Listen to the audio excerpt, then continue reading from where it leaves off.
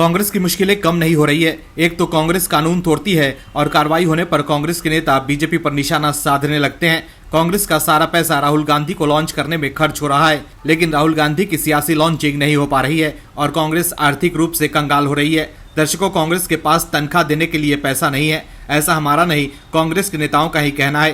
कांग्रेस के नेता कहते हैं कि बीजेपी हमें परेशान करने के लिए हमारे खाते को सील करवा रही है, लेकिन कांग्रेस को समझना होगा कि कोई किसी भी दल का हो, उसे आयकर का तो सामना करना ही पड़ेगा। आयकर विभाग को शक है कि जो हिसाब कांग्रेस एक राजनीतिक दल के रूप में आयकर विभाग को देता है, उसमें लगातार गड़बड़ी हो रही है। इसलिए आयकर विभाग ने कांग्रेस पर कार्रवाई शुरू कर दी है, जिससे कांग्रेस हैरान और परेशान हो गई है। कांग्रेस महासचिव जयराम रमेश ने कहा है कि लोकसभा चुनाव से पहले कांग्रेस को आर्थिक रूप से अपंग बनाने की कोशिश हो रही है। जयराम रमेश ने कहा कि ये कांग्रेस की आर्थिक रूप से हत्या करने का प्रयास नहीं है, बल्कि लोकतंत्र की हत्या है। उन्होंने दावा किया कि इसके जरिए ये प्रयास हो रहा है कि कांग्रेस लोकसभा चुनाव मजबूती से नहीं लड़ सके।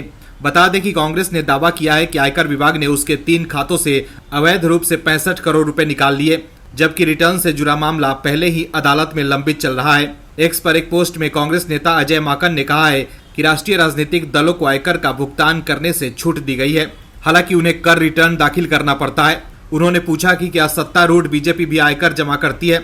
कांग्रेस नेता अजय माकन ने कहा कि आयकर विभाग ने भारतीय राष्ट्रीय कांग्रेस, भारतीय युवा कांग्रेस और भारतीय राष्ट्रीय छात्र संघ के बैंक खातों से 65 करोड़ रुपए से अधिक निकाल लिए। इसमें आईवाईसी और एनएसयूआई से 5 करोड़ और एनआईसी से 60.25 करोड़ निकाले गए।